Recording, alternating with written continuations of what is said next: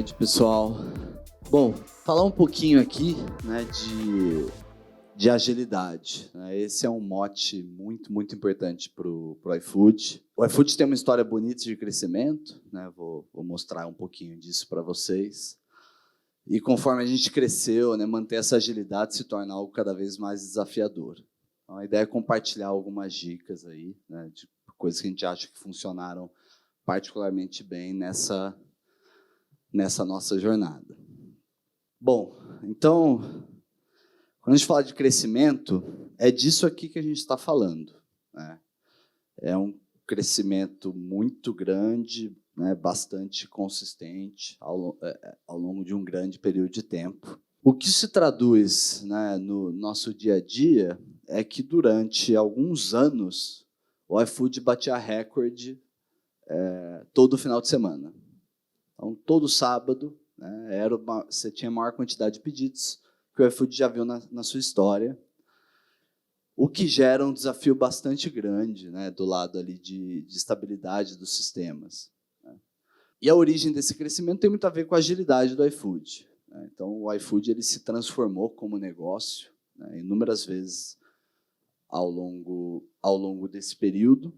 E é interessante, né, que o iFood foi ficando maior e isso se manteve, né, e até se intensificou. Então, hoje o iFood nem aparece aí, né, mas o iFood lançou um produto de benefícios e em pouquíssimo tempo tinha 1 milhão de vidas, né, o que é algo que normalmente quem é desse mercado sabe que leva bastante tempo. E você tem várias outras iniciativas que também não aparecem aí, né? Mas o ponto é que, de fato, a gente conseguiu manter um nível bom de agilidade, né, mesmo crescendo bastante. E, bom, isso dá uma ideia, né, da dimensão do business do iFood hoje. De novo, estou bem focado no que é core business, né, no que não é inovação, no que não são as coisas super novas. Tem muitas outras coisas com o iFood. O iFood ele também é um banco, o iFood também é uma empresa de benefícios, o iFood tem várias outras linhas de negócio de atuação que são menores, né? Mas você já está falando aí de 65 milhões de pessoas com conta, mais de 5 mil pessoas no time, centenas de milhares de restaurantes, centenas de milhares de pessoas fazendo as nossas entregas, muita gente no nosso suporte, no nosso atendimento, né? A gente está falando de AI, de GenAI, vocês podem imaginar que para o iFood isso tem o potencial de ter um impacto muito positivo. E, bom, esse crescimento de business ele gera o crescimento por baixo de complexidade, né? Para você gerenciar, para você administrar isso tudo. Então, você tem aí, né, 15 bilhões de eventos por dia, né, sendo armazenados ali nas nossas bases de dados.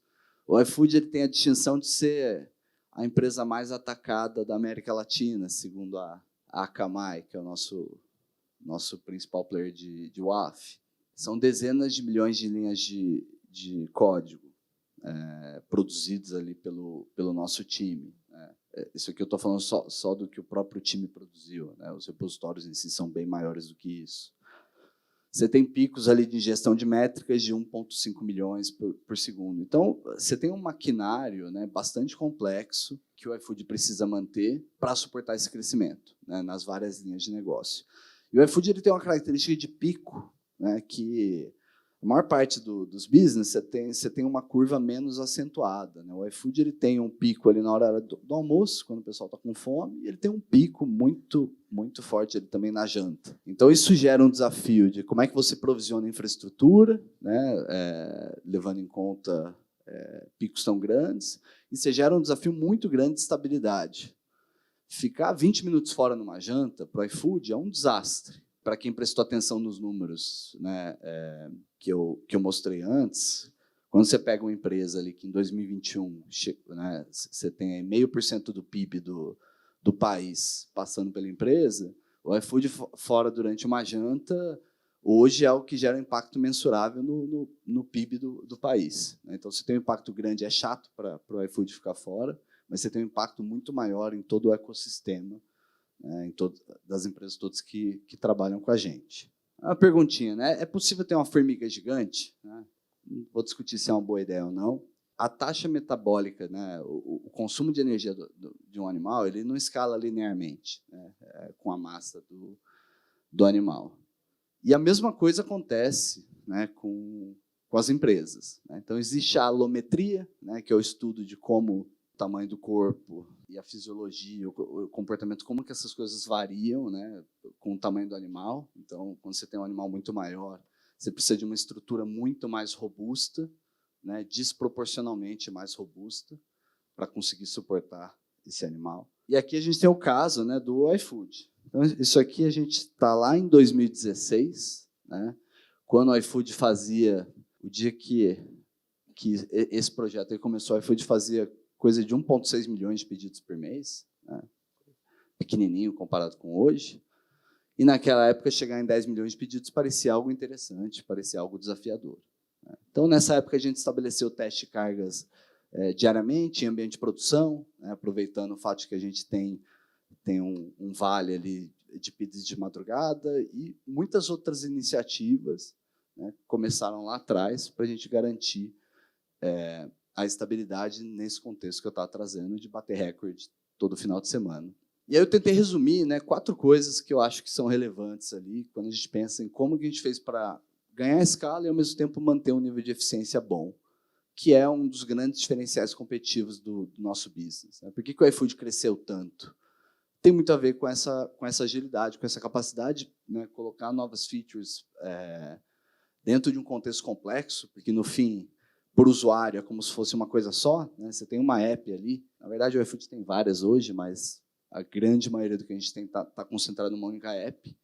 E a gente, né, conseguiu criar muitas coisas de cabo a rabo ali, num intervalo de tempo curto. Então, o primeiro ponto que eu trouxe aqui é que esse crescimento ele gera um desafio ali com custos também. Eu peguei aqui custos de um provedor de cloud. Vocês podem ver, né, que, por muito tempo, os custos eles acompanharam o crescimento, quase que diretamente. Ali a empresa cresce, o custo cresce. Pô, todo mundo fala que, se você é uma empresa grande, você tem que ter ganho, né, de escala. A gente não estava tendo muito ganho de escala, não. As coisas estavam andando em paralelo, estavam andando juntas, né? Em determinado momento, passou a ser importante para a gente sempre priorizou growth, né? Foram muitos anos tratando growth como a coisa mais importante do mundo e custo como algo que você tem que olhar, que você tem que controlar, mas secundário.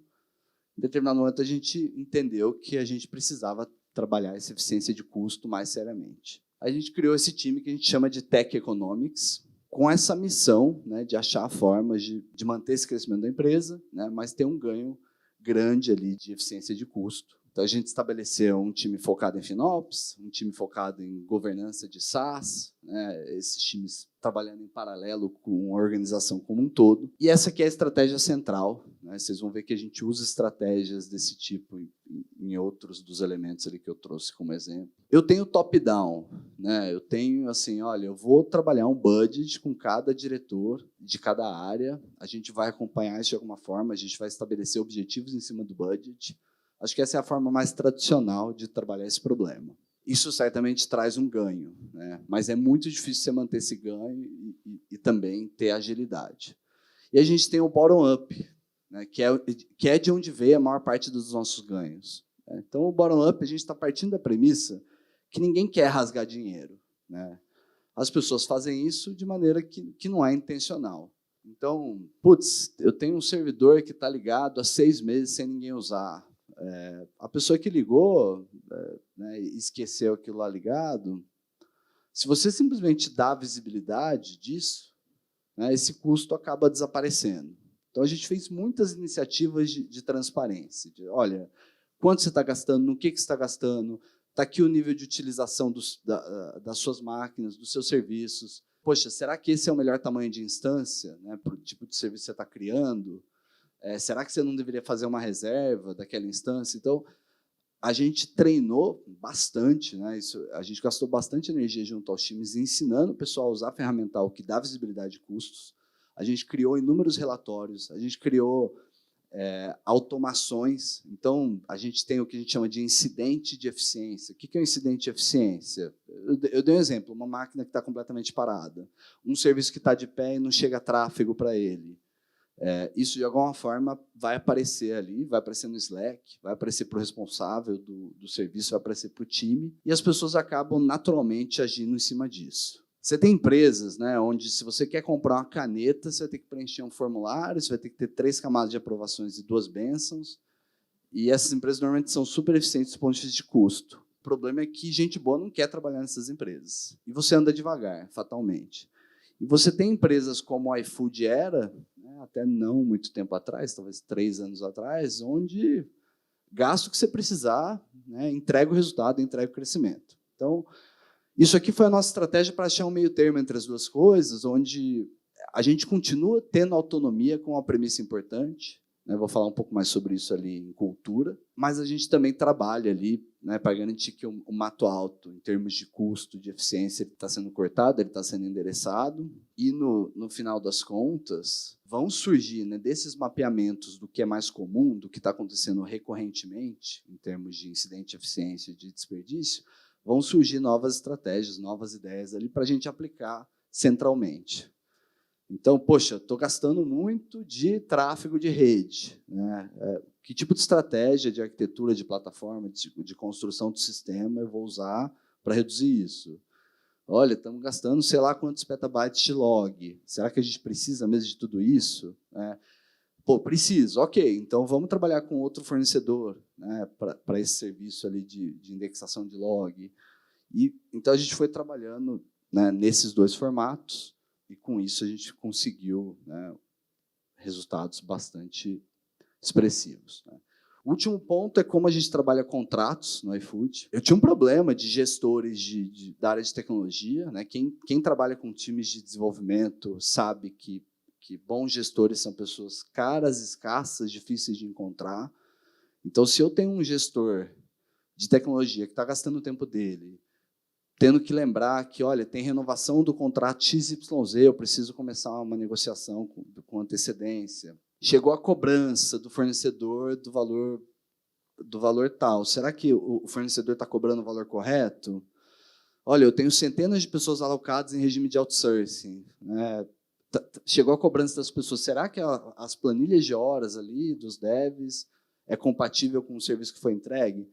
São coisas que eu não quero que o meu gestor gaste tempo fazendo. Ao mesmo tempo, se você não faz essas coisas, você tem um custo altíssimo, assim, você tem perdas gigantescas. Então, o que a gente fez é que a gente estabeleceu uma área central, que a gente chamava inicialmente de SaaSOps, né, e depois a gente acabou mudando para governança, que funciona como um proxy entre FP&A, Procurement, Legal. Então, inúmeras áreas que fazem parte do processo de contratação de SaaS, de PaaS e de outsourcing, inclusive, dentro da empresa, elas são invisíveis para o gestor de tech. Para o gestor de tech, ele trata com essa área de governança, ele trata pelo Slack. Mas tem um processo de nota fiscal, de revisão, não interessa. Para o gestor de tecnologia, ele fez um pedido no Slack, ele consegue acompanhar o status do que está acontecendo lá, ele consegue acompanhar os gastos. Se eu tenho alguma validação, alguma pergunta para fazer, eu vou fazer ali de forma automática via Slack. Então, tem um nível gigante de automação que o time conseguiu construir e funciona, né? Eu consegui, de fato, gerar um resultado com isso. Então, isso aqui é uma coisa que eu acho que é muito legal. Vocês viram a curva de crescimento do iFood? E essa é a curva, né, do unit cost. Então, o que está acontecendo é que o iFood, de fato, né, olhando aqui especificamente na área de tecnologia, a gente está tendo ganho de escala, de verdade. O iFood está crescendo e se tornando mais barato. Mais barato em valor absoluto, inclusive, e mais barato, mais importante aqui no unit cost, né, no valor que a gente gasta por pedido. E aí, a gente, ao invés de gastar com infraestrutura, a gente vai gastar com salário de gente de tecnologia, que vocês sabem que não é fácil achar essas pessoas, manter, reter, contratar. E a gente tem algo semelhante ali, né, no período de 1 ano, né, 20 milhões de reais, assim, claramente economizados, só na contratação de SaaS e PaaS, fora do contexto de cloud. Então, acho que esse foi o primeiro ponto. O segundo ponto que eu queria trazer, que foi muito importante para a gente manter o nível de eficiência alto conforme a gente cresceu, foi gastar muito tempo e energia da gestão e da diretoria de tecnologia em cultura. Então, a gente diz que a gente quer que as pessoas sejam donos. O manager, se a empresa cresce 10 vezes, o manager se dá bem. né? Normalmente, se você está numa empresa que cresce 10 vezes, você vai ganhar aumento, você vai ganhar bônus, né? Você vai ter uma vida boa ali. Se a empresa quebra, você como manager, você acha outro emprego. É isso. É muito diferente de quem é dono. Quem é dono quer que a empresa cresça 10 vezes também, porque a pessoa vai se dar bem junto com a empresa. Agora, quem é dono também quer proteger, né, o valor que a empresa já tem. É porque você é dono. A empresa não pode simplesmente quebrar. Então, a gente gasta, né, gastou uma energia enorme explicando para as pessoas que a gente espera esse comportamento delas. A gente não quer gente que obedeça a ordens, a gente quer gente que entenda o que você está fazendo, como aquilo que você está fazendo está conectado com o contexto da sua área, como aquilo está conectado com o contexto de tecnologia, como aquilo está conectado com o contexto do iFood. Se você está fazendo alguma coisa que você acha que não faz sentido, a gente sempre brinca, olha, você comprou o iFood, você virou o dono. Você gostaria, né, que a pessoa que vai assumir o seu lugar estivesse fazendo o que você está prestes a fazer? Se a resposta não, você não deveria fazer, você tem que brigar, você tem que questionar. Isso é chato, né? É chato para quem é manager, né? Especialmente quem vem de outros contextos, você tem uma organização estritamente hierárquica ali, você ficar sendo questionado, né? Questionado constantemente é muito chato. Mas faz parte, de novo, da nossa cultura, do que a gente espera, e as pessoas eventualmente se adaptam. Quando a gente tinha um time de tecnologia ali de 50 pessoas, alinhar a cultura é super fácil. Você põe todo mundo numa sala e você explica o que você quer. Aí a gente passou a ter 200, 300, 500, 600, mais de 1.000 pessoas em tecnologia. E por conta disso, né, a gente foi formalizando um pouco mais as coisas. A gente criou handbooks, a gente criou inúmeros documentos e apresentações e vídeos. E tem um conjunto grande de técnicas de reforço. A gente acredita muito em escolher algumas mensagens-chave e ficar repetindo aquilo. Qualquer empresa que cresceu na velocidade que o iFood cresceu, convive com a realidade que a maior parte das pessoas estão na empresa estão há pouco tempo. Então, você tem que ficar repetindo essas mensagens. E a mensagem de agilidade é algo que a gente reforça muito. A gente quer andar depressa, a gente quer, sim, que as pessoas façam deployment em produção na primeira semana de trabalho delas. Pô, mas você não pode sair do ar. Vou falar um pouquinho mais de estabilidade. Mas é importante que as pessoas saibam que isso é esperado. É importante se setar a expectativa. Isso funciona corporativamente, né, quando a gente fala dos valores ali da empresa, e a gente, né, tem bastante material. O nosso CEO fala, por exemplo, bastante sobre ambidestria, né, sobre eu ter gente que trabalha de forma planejada, organizada, e eu ter gente que é extremamente criativa, que está inventando coisas, né, que está testando hipóteses, está falhando, e eventualmente descobrir novos caminhos, né? E é muito importante para a iFood ser uma empresa que consegue fazer as duas coisas bem. Muito do nosso crescimento histórico veio dessa capacidade. E eu tenho mensagens que são mais específicas para o time de tecnologia. Então, eu falo, olha, eu quero que a gente faça as coisas bem feito, né? A gente quer fazer as coisas direito. O iFood é algo para durar. A gente está construindo uma coisa para durar, né? Não é uma empresa para ser vendida, é algo para durar. Então, se você tem um time que você pede, olha, faz rápido e mal feito, faz rápido e mal feito, faz rápido e mal feito, e um dia você chega para esse time, olha, agora você pode brilhar, agora faça algo incrível, porque assim, você vai descobrir que você criou um time que é capaz de fazer coisas rápido e mal feito. O seu time não é... As pessoas não são capazes de fazer algo bem feito. Porque, ao longo do tempo, a pessoa vai se acostumando com aquilo. Mas você tem, por outro lado, uma realidade de mercado que, muitas vezes, fazer algo rápido e mal feito é suficiente para atingir o objetivo imediato de negócio. Então, né, como é que se reconcilia essas coisas? A gente pede para o time técnico ser insubordinado, ser extremamente chato, quando você pede para fazer uma gambiarra. Você cria uma pressão ali, né, na gestão, que naturalmente tem sempre o incentivo de fazer mais com menos e mais rápido, mas você cria um contrabalanço ali no próprio time técnico e, de novo, é algo que a gente conta para todo mundo, que a gente sabe que é esperado.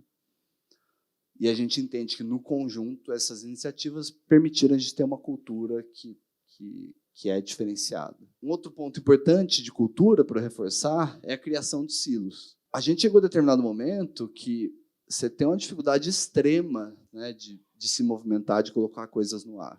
De novo, são vários business que operam de forma bastante independente, têm suas estruturas, inclusive do lado do business, independentes, mas, no fim, você tem uma app. Então, como que a gente fez, né, para conseguir manter essa agilidade com esse gargalo da app? A gente trabalhou ativamente para criar silo. A gente usou essa terminologia, inclusive internamente na empresa, em determinado momento, a gente precisa criar silos. Então, a pergunta era, como é que eu faço para a pessoa que é responsável por logística no iFood, para ele conseguir tomar as decisões dele de forma completamente independente? Ele não precisa falar com ninguém, ele não precisa pedir bênção para ninguém, ele não precisa pedir autorização para ninguém. Então, eu tenho uma base, uma infraestrutura comum, mas a gente trabalhou muito ativamente para conseguir isolar, né, as diferentes áreas. E foi assim com grocers, em determinado momento, foi assim com o próprio business principal ali de food delivery. Em determinado momento, o iFood passou a ser um canal de marketing também, e marketing para redes e marketing para restaurantes, né? E você teve uma outra divisão. Então, de forma muito intencional e consciente, a gente trabalhou para criar isolamento entre as diferentes áreas, em alguns casos pagando um preço até de eficiência, de infraestrutura, por exemplo, né, separando infraestrutura, mas é algo que foi importante para manter essa agilidade. E aí, penúltimo ponto, né, estabilidade. O iFood ele era um luxo, né? A pandemia mudou isso, né? O iFood deixou de ser um luxo para ser algo necessário. Vocês imaginam que eu tenho um restaurante que 80% da receita do restaurante é o salão, 20% é delivery. O restaurante fecha o salão. Tudo que ele tem é o delivery. Se o iFood sai do ar, isso é chato para a gente, com certeza, que no iFood. Agora, para o restaurante, isso é catastrófico, né? Ele tem as pessoas ali na cozinha, ele tem o staff, ele tem custos ali e ele não vai vender. Então, eu peguei isso aqui, um draft lá atrás, né, quando a gente estava começando a trabalhar essa questão de estabilidade. E hoje a nossa tolerância, né, qual é esse SLA do iFood? Assim, qual é o nosso objetivo? É não perder nenhum pedido. Tá? Esse é o objetivo. E a gente cria planos B, planos C, planos D. Olha, saiu do ar o SQS da Amazon. Qual que é o nosso plano? O que a gente vai fazer? Né? Como é que a gente continua funcionando? Saiu do ar o Lambda, né, para quem se divertiu essa semana com o incidente que ocorreu. Então, basicamente, todas as dependência, né, tudo que a gente tem de serviço interno e externo, a gente sempre busca criar um plano B, um plano C, um plano D, para ficar funcionando, aconteça o que acontecer. Uma outra coisa que foi importante, eu plataformizei a capacidade de fazer rollout gradual, por exemplo. Então, eu tenho uma funcionalidade nova, por mais que eu esteja feliz, confiante, que passe em teste automático e etc., eu não vou jogar isso para a minha base inteira. Eu vou jogar para 5% da base, eu vou validar as minhas métricas ali para ter certeza que está tudo bem, né, que os serviços estão de fato funcionando como a gente espera, e depois, eventualmente, eu vou fazer o rollout para o resto da minha base de usuários. Puxa, eu identifiquei um problema de performance. Tem determinado serviço que está lento. Eu vou escalar de 10 pods para 100, para 1.000, para 10.000. A gente tem uma capacidade de escalar o hardware, né? A gente brinca, eu vou resolver no ferro o meu problema.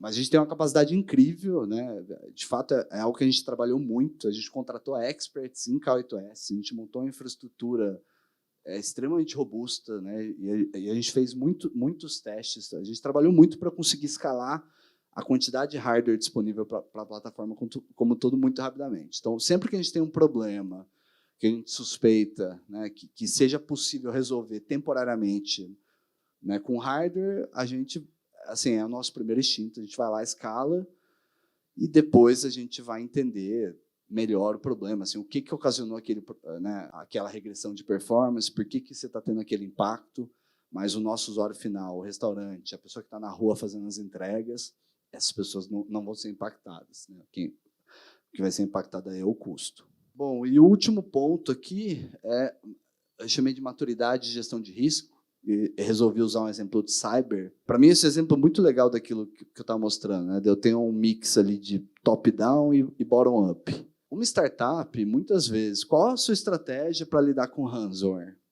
Sendo realista, assim, na prática, para muitas startups, a resposta é eu assumo o risco. É isso. O ponto é que o iFood ele está num tamanho, né, que não é um risco que a gente possa assumir. Né? A gente precisa estar preparado para lidar com ransomware.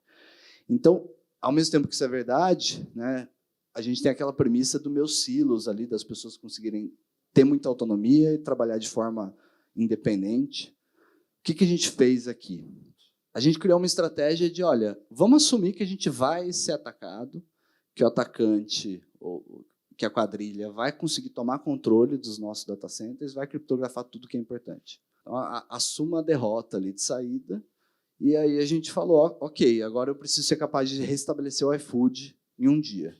Esse era o nosso target. Então, a gente montou toda uma estrutura, né, isso foi feito de forma central ali inicialmente, para viabilizar isso, para que os times de serviço consigam subir rapidamente seus serviços. Então, eu tenho um escopo ali de, olha, o que eu preciso que volte para o ar rápido e como, e aí os próprios times, as centenas de times envolvidos nesse projeto, cada time definiu exatamente dentro do seu próprio escopo o que ele ia fazer usando o ferramental que foi fornecido. Então, a gente falou, olha, eu vou recuperar todas as minhas bases de dados em 6 horas. Isso é algo que o time central de infraestrutura vai fazer. E depois disso, eu preciso que os times de serviço consigam restabelecer os serviços todos, né, em 6 horas também. Eu tenho 12 horas aí no total.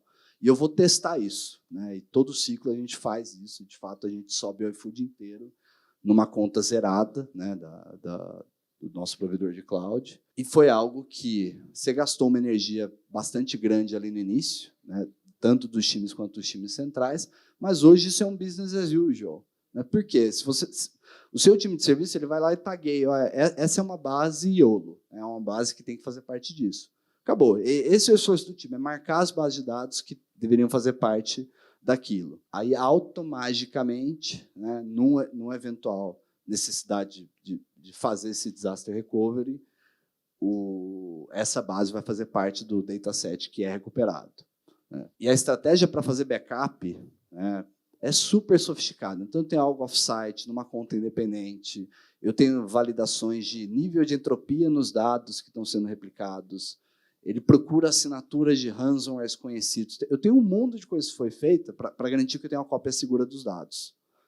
E aí, para o time, ele simplesmente tagueia uma base e ela vai fazer parte daquilo. Então, é muito isso que a gente tem feito. Né? Eu desenho estratégias centrais, onde eu estou abstraindo essa complexidade de plataforma, mas, no fim das contas, eu estou mantendo ali com os times essa autonomia, né, para achar a melhor forma de resolver o problema deles. É isso, gente.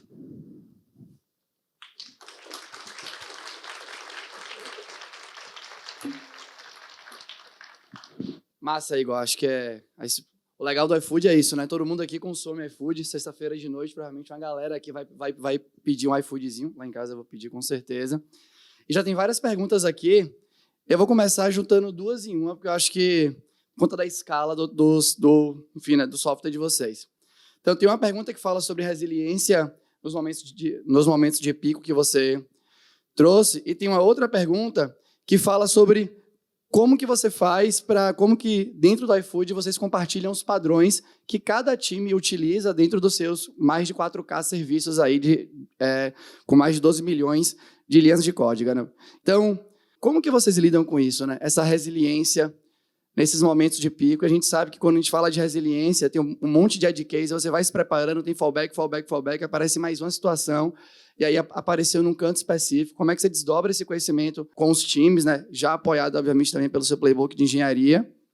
E como que você faz também para que os times adotem os outros padrões de engenharia que estão estabelecidos dentro do iFood? É muita gente codando, é muita gente construindo código o tempo inteiro, pensando em design. Como que vocês fazem isso lá dentro, né? Como que vocês compartilham esses padrões da maneira mais fácil possível?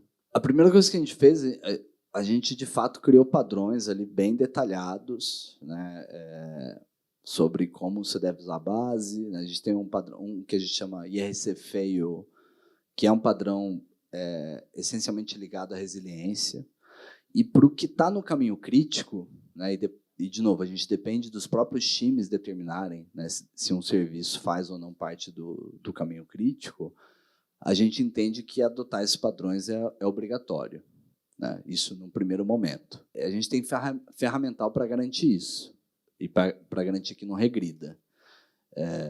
Então, no fim das contas, na hora que você vai fazer um deployment, ele olha os metadados do serviço, né, você vai declarar ali, você tem uma forma de você declarar os padrões que você adota, e são feitas validações disso, né, e em alguns momentos ali, você não vai conseguir fazer o seu deploy sem você marcar, né, assim, de uma forma ativa ali, dizer, olha, ok, eu entendi que eu não estou seguindo o padrão aqui que eu deveria, mas eu realmente quero fazer esse deployment, eu estou assumindo a responsabilidade por isso.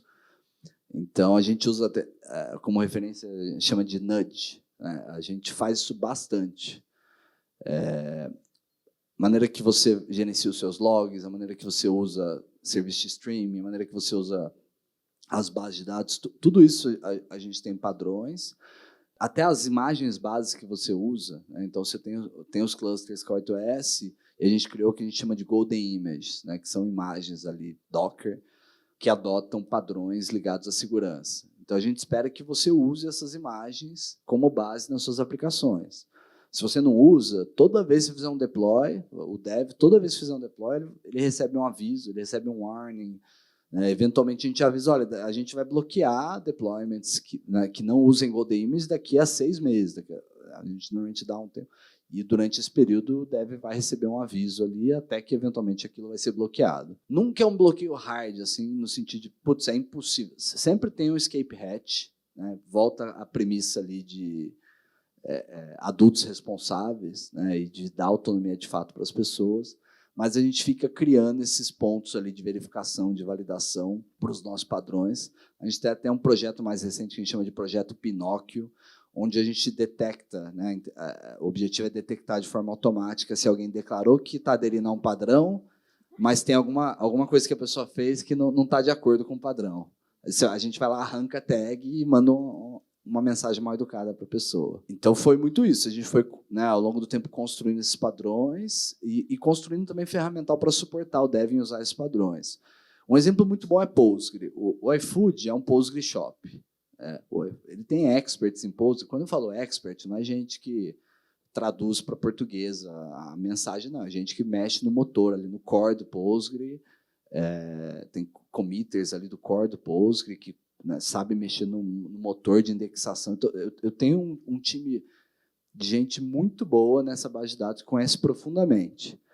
E aí você, como dev, você vai usar uma ferramenta de linha de comando e essa ferramenta ela vai criar para você a base, vai criar a réplica, vai criar o failover automático, vai criar um mundo de coisas ali que, essencialmente, você vai ter uma base que é escalável, que é monitorada, que se você tiver uma quebra de hardware, você vai ter chaveamento automático, você vai ter o restabelecimento, que vai ter backup, que, eventualmente, se você está trafegando informações mais sensíveis, você vai ter proteções ali ligadas à LGPD.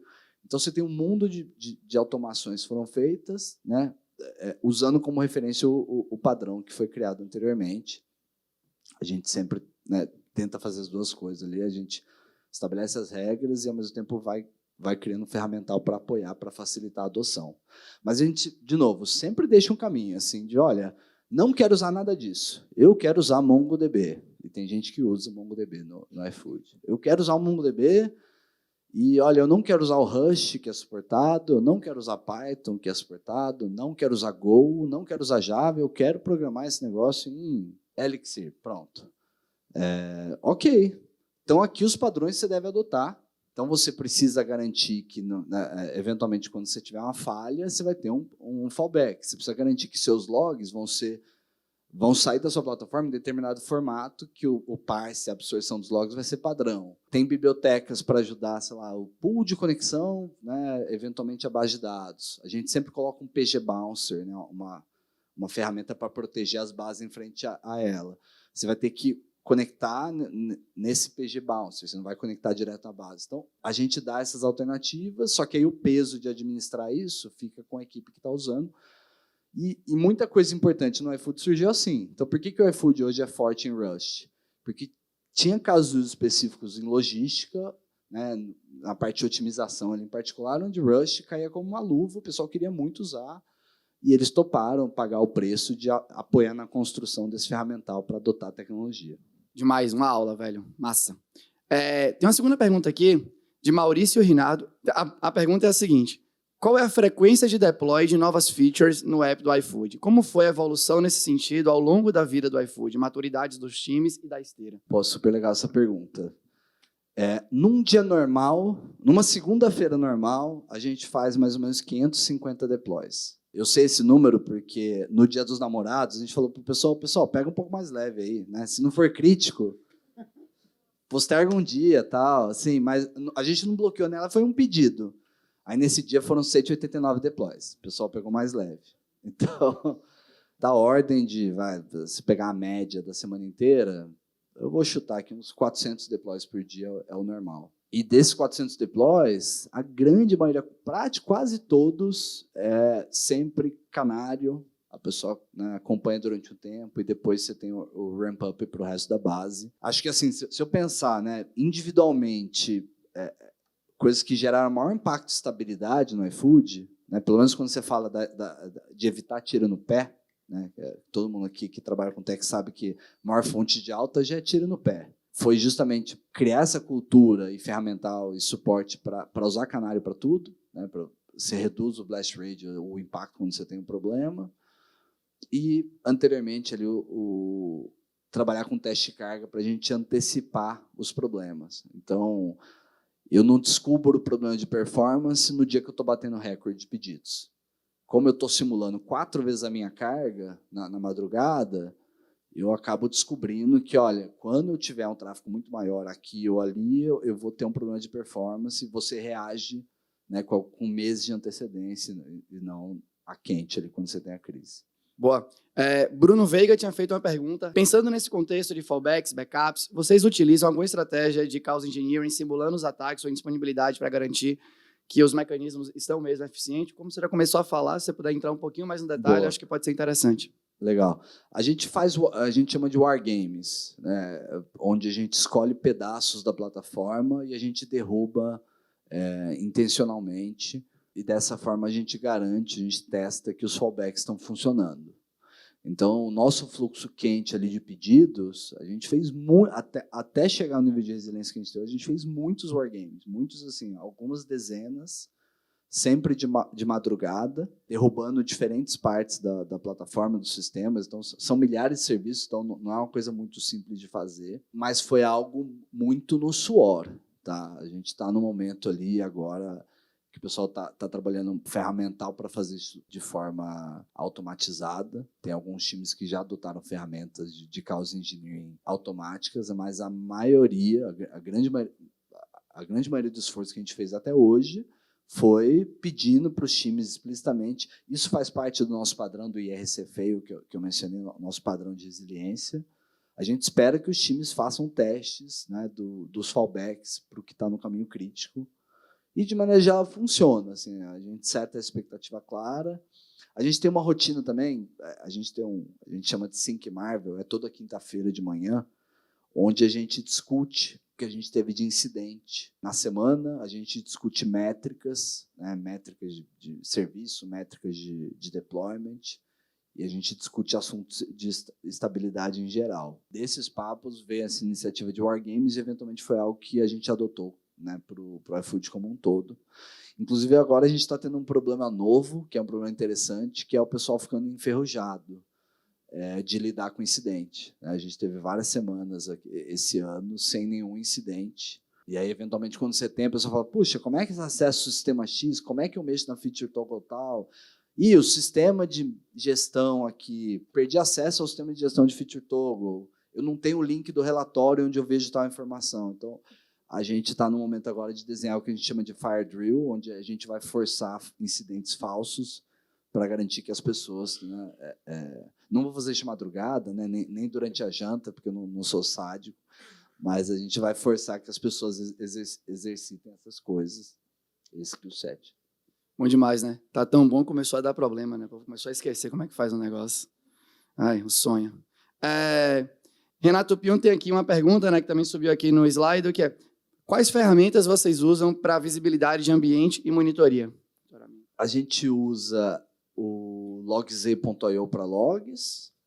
A gente está no meio de uma migração, trabalho infernal, gente, do New Relic para o Datadog e para os serviços que estão em Service Mesh. E Service Mesh é uma coisa que no iFood ainda é relativamente nova, né? A gente tem algumas plataformas core que com volume importante que estão em Service Mesh, mas a maior parte do serviço não está na Mesh ainda. Para o que está no Mesh, existe um ferramental de observabilidade que é nativo da própria Mesh. Mas, assim, a resposta curta, né, que hoje a nossa direção ali é ter o Datadog, né, como a fonte primária de informação, de observabilidade para as aplicações. Para a infraestrutura, aí a gente tem Cortex, a gente tem Grafana, a gente tem um conjunto grande ali de outras ferramentas, porque, de novo, né, a gente parte da premissa que o Datadog pode sair do ar um dia, a gente não pode ficar cego, a gente tem que conseguir continuar tendo métrica e continuar operando o iFood. Mas a maior parte dessas outras ferramentas elas são mais de uso dos times de infraestrutura e de segurança, né? Não tanto dos times de aplicação. Tem uma de Felipe Rosa, colega de trabalho aqui, né, que está bombando. Só foi subindo aqui a pergunta, então deixa eu já jogar ela aqui, porque tem a ver com o lance de fazer deploy na primeira semana. Você comentou sobre a expectativa de ter um novo desenvolvedor, de ter uma nova pessoa desenvolvedora realizando seu primeiro deploy em produção na primeira semana. Como vocês ajudam essa pessoa a ter seu ambiente montado com base nos padrões dentro do seu silo ali, tal, e também como que vocês ajudam para que ela não cometa nenhum desastre no meio desse processo, né?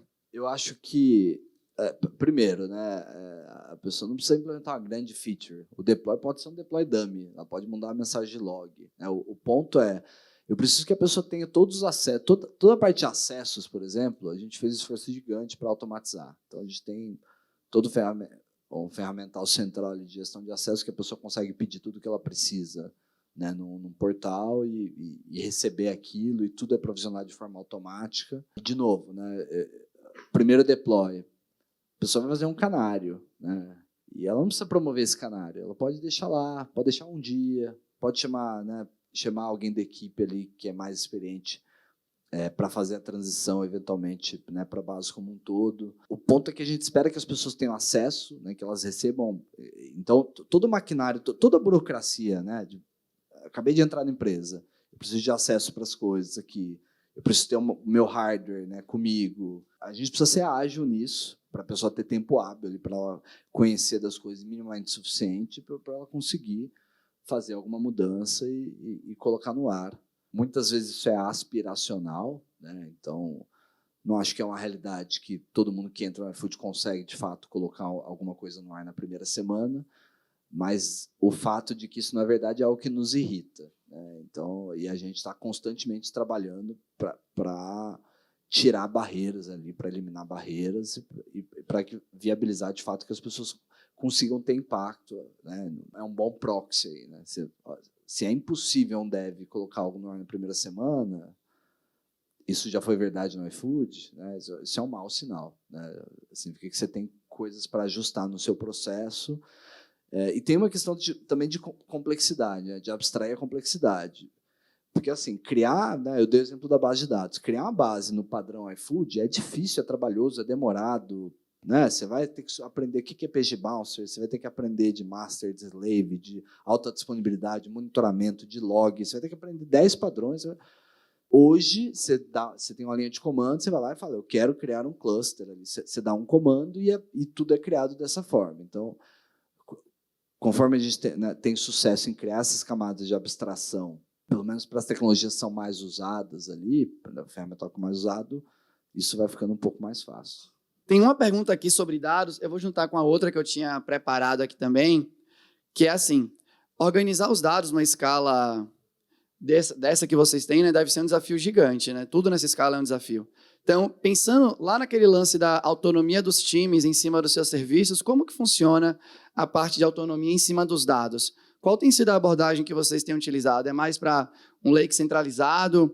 É mais para começou a descentralizar, já puxando para o Alliance de Data Mesh, né? Como que vocês estão vendo isso dentro do iFood? O iFood tem um time bastante grande de data, né, de data e de AI. A gente tem um data lake centralizado, então os times são responsáveis pelas bases imediatas que estão nas aplicações deles, né? Mas em determinado momento todos esses dados vão parar no data lake, e aí eu tenho um grupo ali de cientistas de dados, enfim, que organizam e trabalham a governança desses dados, tanto do ponto de vista de administrar, de organizar, né, de definir as transformações, como do ponto de vista também de privacidade dos dados, né? A gente tem dados muito sensíveis, você tem o endereço das pessoas ali, você tem o telefone das pessoas, então você tem um outro lado forte também de privacidade, né, de garantias que o maior pesadelo, né, do iFood é ter um vazamento de dados ali, da nossa base de clientes ou de entregadores, ou seja lá qual for. Então, tem bastante trabalho, né, que é feito em cima né, desse data lake para garantir que isso não aconteça. Mas a resposta curta é, olha, cada time tem a sua própria base, que tem mais a ver com o dia a dia, com o transacional, com um pouco mais curto prazo. Eventualmente, isso tudo vai parar no data lake, e aí eu tenho um grupo grande de pessoas que trabalham e administram. Fechado. Quando a gente olha, né, para esse mundo das IAs generativas, e como que o iFood tem organizado isso lá dentro, né? Quais têm sido as iniciativas? Porque imagino que tem vários casos de uso dentro do iFood para a utilização desse tipo de inteligência artificial. Consegue compartilhar um pouco com a gente? Sim, legal. O iFood, ele tem dois lados aqui. Eu tenho o AI pensando em quem está dentro de casa, né, no food lover, em produtividade do time, produtividade dos devs. Eu tenho AI focada em produto, né, focada no restaurante, em quem faz a entrega, no nosso usuário final. A gente coloca energia nas duas coisas, mas muito mais energia desse lado de produto. Tá? Desse lado de AI generativa para produtos, a gente tem 4 linhas de ação, 4 times. Eu tenho um time que a gente chama de um time de acesso. Tá? E o que esse time faz é simplesmente garantir que o iFood tem acesso à tecnologia, a última tecnologia, com os maiores players globais. Então, o iFood trabalha muito próximo ali, né, da OpenAI, né, através do investidor do iFood. Inclusive, ele foi um dos primeiros que teve acesso a essa tecnologia, mesmo antes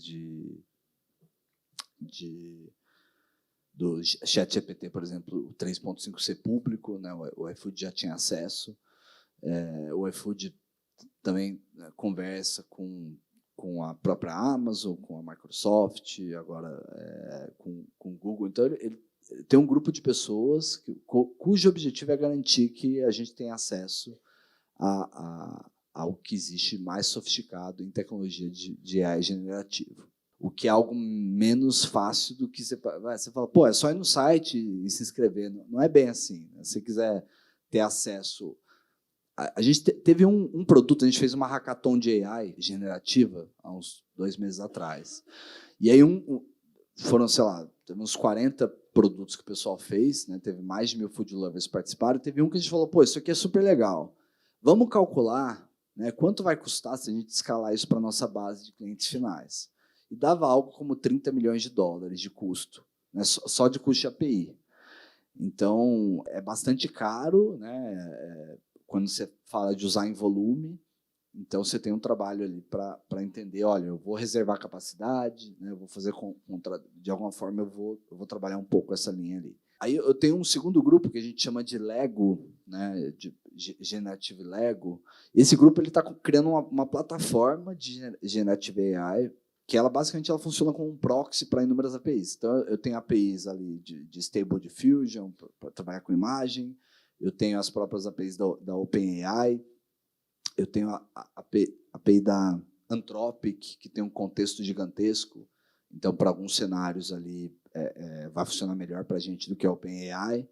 E eu tenho um grupo que a gente chama de R&D, que trabalha com o que existe de melhor em tecnologia generativa open source. Então, para quem está acompanhando esse espaço, isso está evoluindo muito rápido. Pouco tempo atrás você não tinha nada, aí a gente teve, né, algo que o Facebook acabou soltando, né, e muita gente depois começou a construir em cima disso, e rapidamente o que existe open source foi ganhando capacidade. Então, a gente tem um grupo de pessoas que está focadas, no fim das contas, vai ser mais um fornecedor de API para a plataforma como um todo, só que trabalhando somente em open source. Então, você tem algumas linhas de ação ali. No fim das contas, eu vou ter contextos onde eu preciso de algo muito sofisticado. Eu preciso de GPT-4. Ok, eu vou pagar o preço ali e eu vou ter aquilo. Agora, putz, eu estou num contexto mais restritivo ali, olha, eu já sei que eu tenho um usuário, eu sei que a pessoa quer fazer um pedido, eu já tenho um conjunto de informações ali, e eu quero, sei lá, que a pessoa vai pedir uma pizza por chat, e eu vou usar uma API mais barata, menos sofisticada, eventualmente até, né, construído em cima da stack open source, e eu vou conseguir atender aquilo sem um custo tão alto.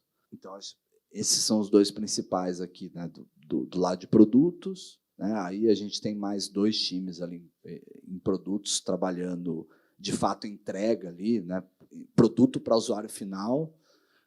O desafio, assim, eu mencionei o custo, é um desafio real, né? Qualquer coisa que você escala para uma base de dezenas de milhões de pessoas, você descobre que o custo se torna um problema genuíno, mas isso não nos impede de construir os produtos. Então, a premissa é: a gente vai construir algo muito bom, a gente vai descobrir depois, né, como viabilizar isso do ponto de vista financeiro, como otimizar, como reduzir, mas eu já tenho pessoas, né, trabalhando ali. E eu tenho um grupo de meio de caminho ali que trabalha com engenharia de prompt, né, que opera, né, eu crio uma operação em cima disso, porque operar isso é difícil, as pessoas não têm conhecimento, não têm conhecimento técnico, então eu não posso ter o iFood inteiro acessando um grupo relativamente pequeno de pessoas trabalhando com LLMs, porque as pessoas não vão conseguir mais trabalhar, só vão ficar o dia inteiro respondendo perguntas. Então, eu tenho um time focado na operação. Então, são esses 4 times aqui do lado de produto. Aí, para dentro de casa, a gente está, no momento, ali, estudando tecnologias de LLM para ajudar os desenvolvedores. E aí a gente tem Codium, tem o GitHub Copilot, Copilot X. Tem, acho que, 5 tecnologias diferentes que os times de desenvolvimento estão testando. A gente montou um grupo, a gente pediu voluntários, a gente conseguiu 315 voluntários entre os devs, e a gente dividiu eles em grupos, né, para diferentes tecnologias de desenvolvimento usando LLMs, e cada grupo está desenvolvendo algumas dessas tecnologias. A gente está no momento de avaliar para depois ter uma solução para escalar para o iFood inteiro. Isso pensando nos devs. Para o iFood inteiro mesmo, né, todas as áreas, inclusive fora de tecnologia, a gente tem dentro do nosso Slack um bot de AI, que é um wrapper para o ChatGPT-4, e ele é fantástico. O pessoal usa, não é só o ChatGPT-4, né? Tem várias outras features implementadas ali. Então, você manda, por exemplo, um vídeo de uma reunião e ele te devolve uma ata, né, resumida, bonitinha, ali, com os principais pontos. O pessoal usa muito, e a gente está no momento ali de entender qual a nossa estratégia para frente, porque, de novo, né, o custo médio de uma conversa lá é $1,50. Você tem 5.000 pessoas usando isso bastante, a conta no fim do mês fica bonita. Bom demais. Massa. Eu tenho direito a uma última pergunta. Então, eu selecionei aqui a pergunta de Alisson José. E a pergunta é a seguinte: qual foi o maior desafio que vocês enfrentaram quando grandes players concorrentes chegaram ao Brasil? Aqui, né? Como foi que vocês lidaram com isso, na velocidade, enfim. Se você puder compartilhar um pouco, essa é a última do dia, Igor. O maior desafio, acho que eles gastavam capital de uma forma completamente irracional para conseguir algumas grandes redes. Assim, incentivos muito, muito fortes. Né, teve empresas queimando dezenas de milhões, centenas de milhões de dólares. Então, muito do ataque acabou sendo no lado supply, né? Assim, algumas grandes redes ali dificultou bastante ali o trabalho de negociação do iFood, do lado de suprimento. Acho que esse foi um desafio. E o outro lado é assim, a nossa grande preocupação sempre foi, né, o usuário final ali ter uma experiência muito boa, ter uma experiência de qualidade, né? Falei várias vezes aqui de agilidade, de fato, né, a gente teve 2 momentos ali de grandes players entrando com um investimento super alto. O iFood, nos 2 momentos, teve a mesma reação de vamos acelerar, vamos entender, putz, tem algum gap de produto? Tem alguma coisa que, né, do ponto de vista de produto aqui que o pessoal gosta muito que a gente não tem? Então, né, vamos correr ali e vamos transformar a app, vamos mudar. Então, acho que nos 2 momentos ele teve uma corrida para adicionar algumas features que eventualmente eram coisas que as pessoas gostavam, e acho que o resultado acabou sendo muito bom. Acho que é isso, gente. Valeu demais, Igor. Obrigado demais pela sua apresentação. Foi massa, velho.